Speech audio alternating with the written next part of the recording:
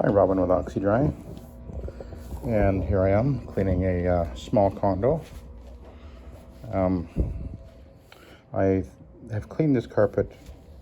I think I've been here 2 other times, and there's an elderly couple that live in this place, and today they only want me to do this area here, and then the open area there. I won't be going in behind there, and I've got a small bedroom and then a master bedroom as well. I'll show you that. I do also have these runners to do. I've got this area in here, just going around the bed. Won't be moving anything in there. And then we've got this area here. Now this carpet is a nylon. It's about 15 years old. Overall, it's actually really in pretty good shape, but you can see these tracks going down into the bathroom over there, and this isn't, I mean, there's certainly soiling in here, there's no doubt of that, and I think there's actually probably footwear transfer to a certain degree.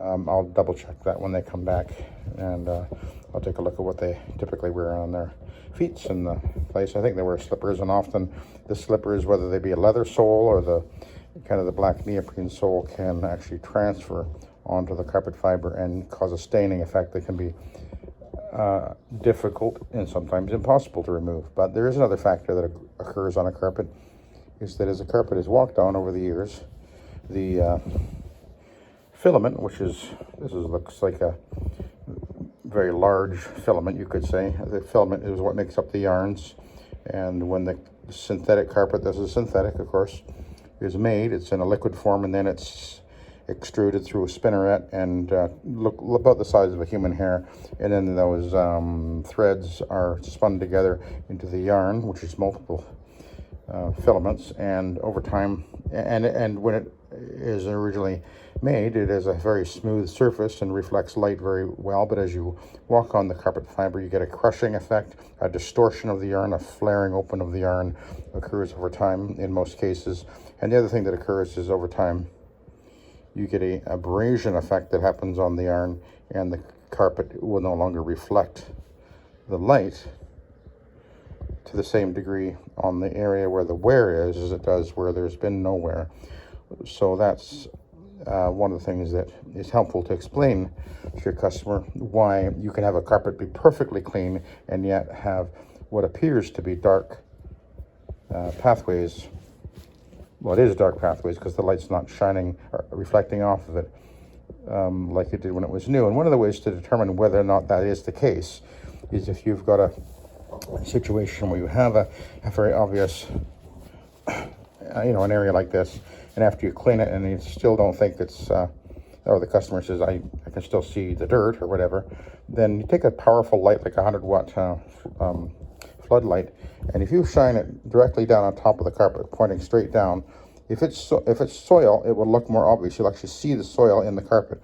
If it's wear, it'll disappear because the light is will saturate the yarn and reflect straight back up at your eye, and then you'll see that if it's wear, the appearance of wear will disappear. So there's 3 types of soil in the carpet. There's particulate soil, visible soil, and apparent soiling. And when you have this wear effect on the carpet, that is what you call apparent soiling, but it's not removable because it's the way the carpet is showing the wear and tear. And this is a very shiny, reflective type carpet, this nylon, and you can see it's this elderly couple in here, 24 hours a day basically, and so they're on here all the time. Anyway, as you can see, what I'm going to do now is I'm actually applying, this is my pre-spray, not to be confused with what's in here. That's not pre-spray, that's the actual cleaner, that's Nanomax in there. This is pre-spray. Pre-spray is different than, many people call what, they spray the carpet and they call that pre-spraying. Well, technically that's not a pre-spray. A pre-spray works with your emulsifier, and it is going to be a surfactant, which means that it will lower the surface tension and give your emulsifier, which is your main cleaner, more rapid penetration of the fiber and the soil, and dissolving of the soil and emulsifying of the soil. So this is now pre-spraying, and I'm just, as you see, just applying it with the trigger sprayer. And I wanted to show, there's a spot or something right there, show this happening so you can get an idea of how much I actually apply, which is actually not all that much, and you don't need much. This isn't steam cleaning. We don't need to hose the carpet down because we've got the massive agitation from the rotary or OP.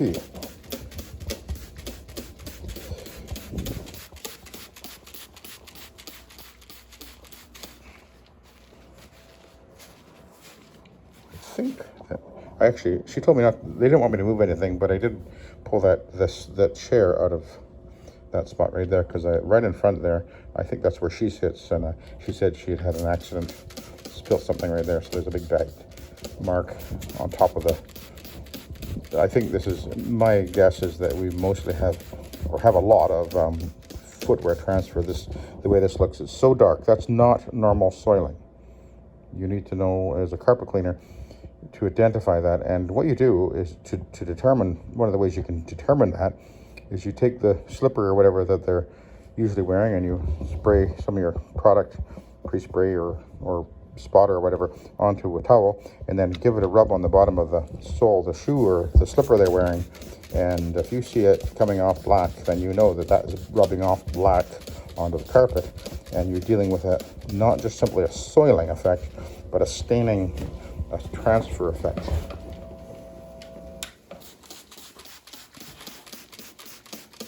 Anyway, I did put a little more on there than I normally do.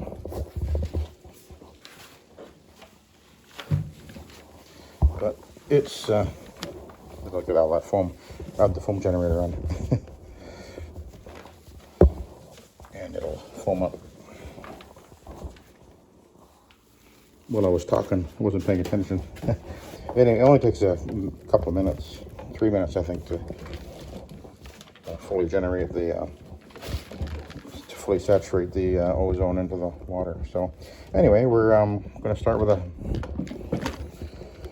hog's hair,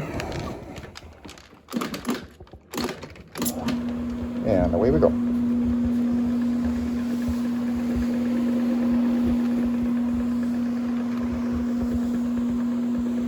And wow, look at that, eh? It just cuts through like a hot knife through butter.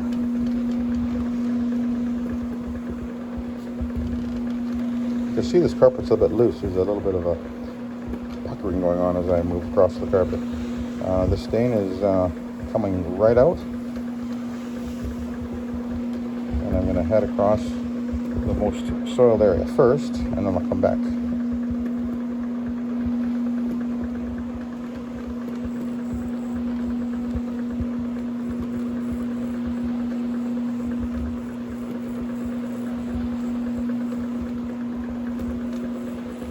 And just look at that, it's just cutting us right through there. It's like a big dirt eraser.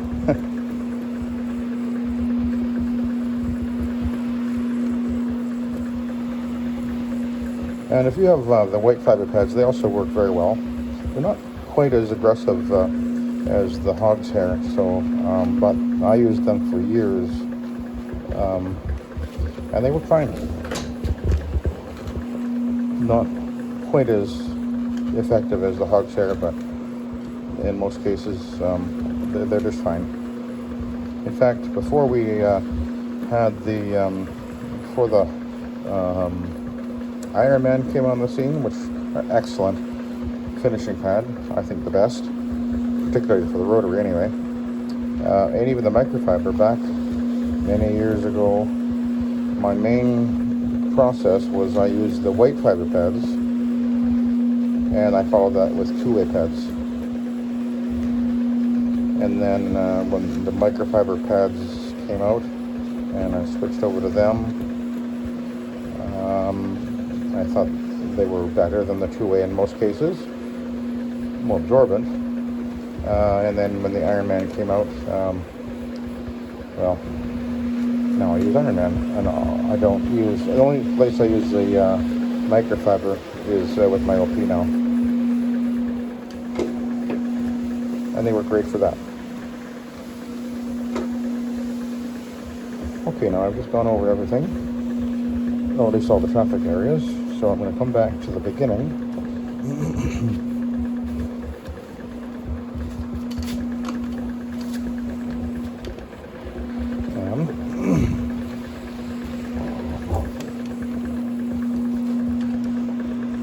Now I can see right in this area where the high traffic area is, I can see that the yarn is definitely more distorted. It has more of a stringy look as I go back and forth on it, as opposed to the area, say, under the chair where it has a more puffed, well, like it used to look when it was new, because nobody's been walking over here. So there is certainly wear in this area where, you know, this is the main entrance and exit of the living room. The TV is right there.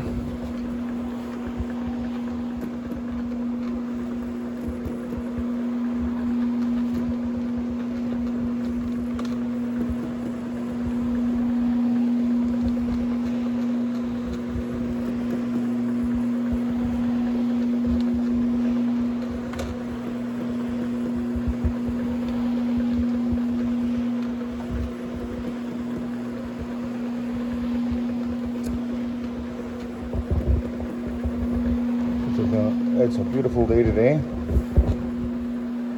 Sun is shining, and we're going to go up to 29 apparently, which is pretty darn warm.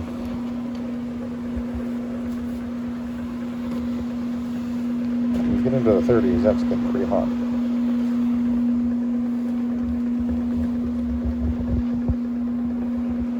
Okay, we're going to come back down this way. In front of the couch.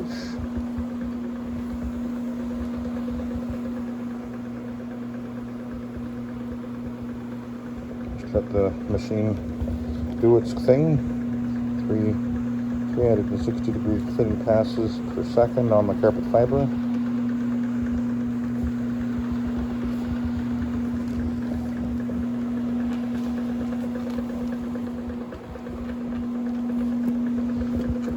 This way down the traffic lane one more time, just to give it a little bit extra. Probably doesn't need it over here, but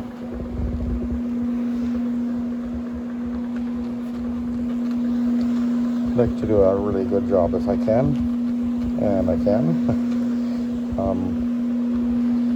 You know, it really makes a difference. I mean, I remember years ago I was more intent on speed, and it was only when I started to really slow down and just not care about how fast I was, but rather just focus on just always trying to be really good at what I was doing. You take my time, and that's when things really began to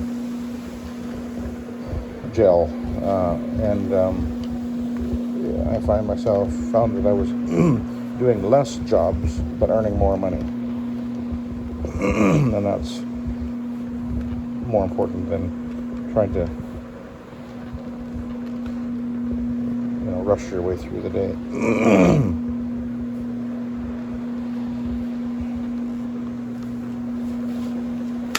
I see a slight darker patch right there. A little bit extra pre-spray there.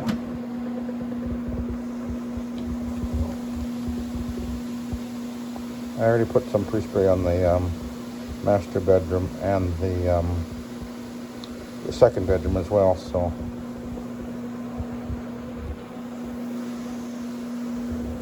that's why the bottle is already, there's already some gone from it.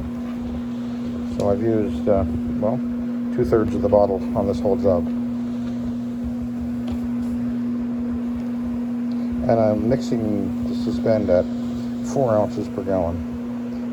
And I think if I remember correctly, I believe a gallon of the Suspend, which is an esteemed product, I think it's around $40. So I mean,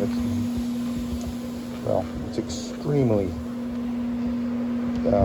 economical.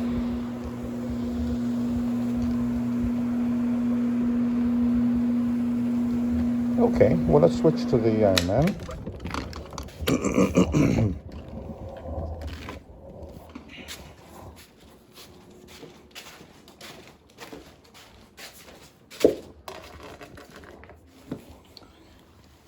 I do find it kind of comical when I hear of these guys that are going to the supermarket and buying, stuff off the shelf in the supermarket and mixing up their whatever bathtub stuff and bragging about how much money they're saving when, I mean, you're not really saving.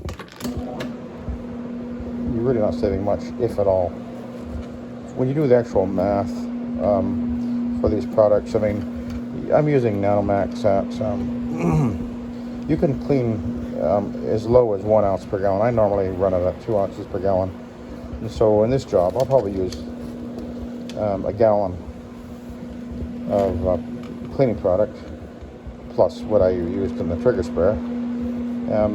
So, just it's easy to calculate what it's going to cost you then. So if I used 2 ounces in the solution in my tank, and then, not even 1 ounce of the pre-spray, and that's all I use for cleaning product, we're literally talking about, very little expense. And I've got products that work fantastically well and are safe and approved for use on the carpet and are not toxic. The Nanomax has a health rating of 0. I mean, that's my primary cleaning product, and odorless. I think the Suspend is a health rating of 1, but of course I'm using it very minimally in almost every case anyway. So the idea that you're somehow going to save a huge amount of money by going and shopping for your cleaning supplies at Walmart and Sally's Beauty Supply, it just doesn't make sense. And think about it. If every time you are cleaning, you're having to boost your cleaning product with all kinds of other things, then clearly your cleaning product itself isn't all that great.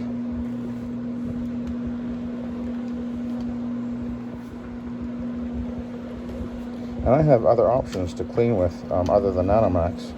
Of course, I have the Omega Citrus as well as the Revive Rocket.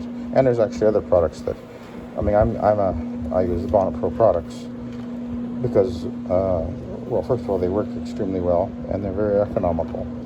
And they have a distributor in Canada, and I'm in Canada.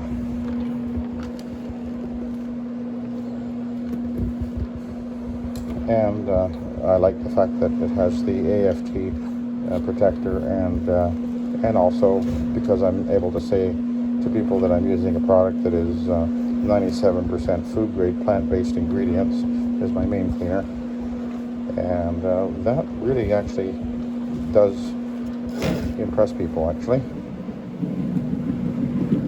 I have people literally calling me up and saying, "Oh, the reason I chose you is because I was looking for something that was really safe and odorless." Actually, yesterday, the lady was telling me that the reason she chose us, she saw the van doing her neighbors. You saw the sign on the van, of course, which is by the way, a very good way to get your phone to ring. But anyway, she called us because she didn't want to have the hoses through her house, and when she went on the website and saw the information there, and she thought, "Oh, that's what I want to have." And let's talk about vehicles now for a sec. It's really, I think, important that you have if at all possible, and as soon as possible, have a decent looking vehicle, keep it clean, and have a sign of some sort on there so that when you're driving around or you're sitting in someone's driveway, people can see that what you do, it doesn't have to be elaborate. You don't have to do a big wrap. I don't have a wrap. Just have a sign on your van that identifies your name, it has your logo, and just has a few points about what you do, particularly if you're low moisture. Make sure that they understand that don't just say fast drying, say dry in an hour, because in most cases it would be if you're doing it right. But make sure people know that you're there. Okay, I'm done with the living room. So all I have to do now is just come back in a few minutes and I'll do the post vacuuming and then I'll be done. Okay, so I'll continue on. We've got the area rugs and a couple of rooms over there. But, oh, let's have a look at the pad.